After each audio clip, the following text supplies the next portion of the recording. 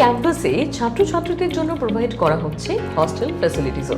প্রায় 750-এরও বেশি student accommodation এই মুহূর্তে প্রোভাইড করছে NSHM নলেজ ক্যাম্পাস দুর্গাপুর। আর এই মুহূর্তে আমি কথা দিয়েছিলাম আপনাদের যে হস্টেল বিল্ডিং ঘুরে দেখবো, আপনাদেরও দেখাবো। তাই আমার সঙ্গে রয়েছেন chief advancement officer Shri Sandeep Banerjee. অনেক অনেক স্বাগত জানাই আপনাকে। একটু হস্টেলটা তো ঘুরে দেখবোই আমরা, কিন্তু তার পাশাপাশি জানতে চাইছি এই মুহূর্তে হস্টেল ফ্যাসিলিটিস কি প্রোভাইড করা হচ্ছে স্টুডেন্টদের জন্য। আমাদের হোস্টেলটা আমরা যতটুকু সার্ভিস প্রপারলি দিতে পারি স্টুডেন্টকে সেইভাবে দেখা। তার জন্যই আমাদের, যদিও আমরা বলছি 750, বাট কারেন্টলি আমরা ডেলিভারেট করছি যে ক্যাপাসিটি কি করে বাড়ানো যায়। তো আমরা একটু আজকাল বিদেশে যদি তুমি দেখো, দেশের অন্যান্য জায়গায় ইউনিভার্সিটি হচ্ছে, সেখানে এখন প্রচলন হচ্ছে যে বাঙ্ক বেড, মানে not a dormitory but YONO, আজকে আমাদের যে মানে হোটেল রুমগুলো তোমরা তো দেখবেই, সেখানে 4 বেডেড অ্যাকোমোডেশন থাকে, সেটাকে আমরা 6 বেডেড করছি। এটার করার পিছনে দুটো কারণ আছে। একটা হচ্ছে একটা কস্ট। সো আমাদের হোস্টেলের যে ফ্যাসিলিটিস বা যে ধরনের পেরিফেরিয়াল ফ্যাসিলিটিস বা বেনিফিটসগুলো স্টুডেন্টরা পায় হোস্টেলে থাকাকালীন, সেইটার একটা কস্ট থাকে। ঘরগুলো বড় বড়, খাবার দাবার কোয়ালিটি মেনটেন করা হয়, তার একটা হাইজিন মেনটেন করা। আর তুমি জানো আমাদের ক্যাম্পাসে ডায়েটেটিক্স নিউট্রিশনের উপর প্রোগ্রাম হয়, হোটেল ম্যানেজমেন্টের স্টুডেন্ট আছে। তো আমাদের ওই কোয়ালিটি অফ ফুড নিয়ে আমরা খুব কনসার্ন।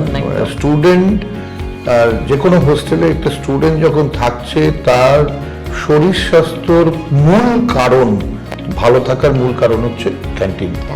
তো খাবারে কোনো কম্প্রোমাইজ নেই, ঘরের ফেসিলিটিসে কোনো কম্প্রোমাইজ নেই। তাহলে আমরা কি করতে পারি? দেখো, আমাদের কিছু কিছু স্ট্রিমস রয়েছে, যেমন নার্সিং রয়েছে, যেমন ফার্মাসি রয়েছে। এখানে অনেক মেধাবী স্টুডেন্টস আসে যারা নিম্ন মধ্যবিত্ত শ্রেণীর লোক। সেখানে তাদের পক্ষে হয়তো বাইরে পিজিতে থাকা বা বাইরে কোনো মেসে গিয়ে থাকা সস্তাজনক হতে পারে, কিন্তু সিকিউরিটির দিক দিয়ে অনেকটাই পার্থক্য। প্লাস হোস্টেলে থাকা মানে তার মধ্যে একটা ডিসিপ্লিন থাকে। যেমন 4 বেলা খাবার দাওয়া, সে সকালে ব্রেকফাস্ট থেকে আরম্ভ করে, লাঞ্চ থেকে আরম্ভ করে, ইভিনিং স্ন্যাক্স থেকে আরম্ভ করে ডিনার, 4টে মিল, এবং তার কোয়ালিটি মেনটেন করা প্রত্যেক দিন। আরেকটা ভালো জিনিস জানার লাবণ্য, এখানে যে হোস্টেলে যে খাবারের মেনুটা হয় না, আমাদের স্টুডেন্টসরাও আছে এই কমিটিতে যারা মেনু ঠিক করে। আচ্ছা, মানে students involvement is very high. Plus আমাদের স্টুডেন্টরা আমাদের যে আদার ফ্যাসিলিটিস রয়েছে ক্যাম্পাসের ভেতরে, তোমরা ওয়াক থ্রু করছো যখন দেখতে পাবে, জিম রয়েছে, ইনডোর স্পোর্টস রয়েছে, বা যোগা রুম রয়েছে। এই পুরো জিনিসটার এক্সক্লুসিভ ফ্যাসিলিটি আমাদের হোস্টেল স্টুডেন্টস পায়। টেক কেয়ার করা হচ্ছে ফ্রম ইনসাইড আউট।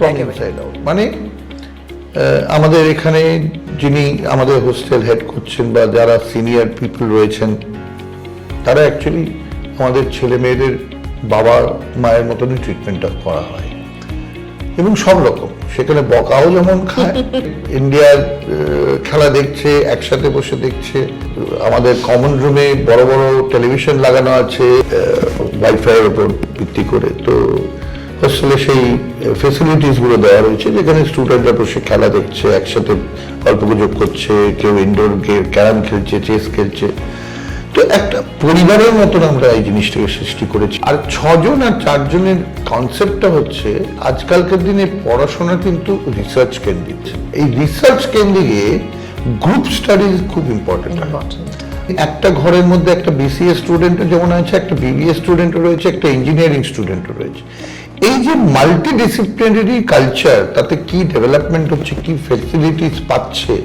এই আমরা সিঙ্গেল রুম রাখিনি, ডাবল রুম রাখিনি, either it is a 4 bed or a 6 bed where they do group studies, একে অপরের সাহায্যে আসবে, এইভাবেই চলে।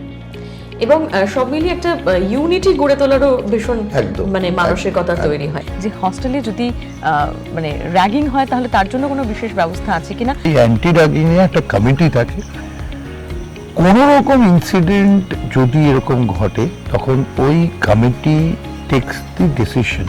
We work in NSHM with a zero tolerance. কিন্তু যদি সেটা এমন একটা পর্যায়ে যায় যেখানে মানুষের অসুবিধার কারণ হয়ে দাঁড়ায়, অ্যাডকুয়েট অ্যাকশন ইজ বিন টেকেন।